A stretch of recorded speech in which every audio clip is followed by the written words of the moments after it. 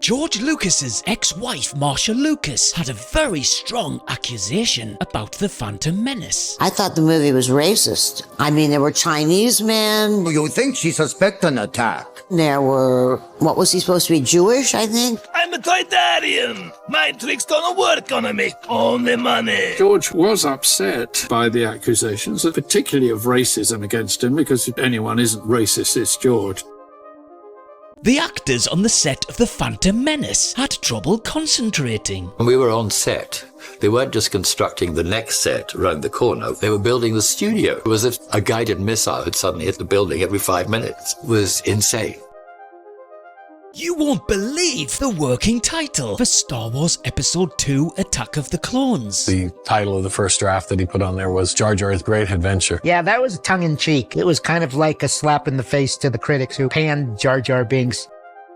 When The Phantom Menace was released, the old guard of ILM were very confused. I remember going to see the first prequel, and we're about halfway through the movie. The courts take even longer to decide things than the Senate. And I said, what the hell is this movie about? I couldn't figure out where it was going, what it was building towards.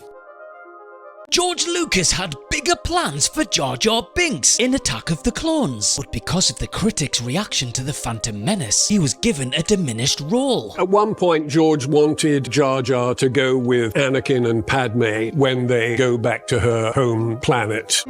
Excuse me? No. And I said, no, George, we really won't do that. So Jar Jar got left behind.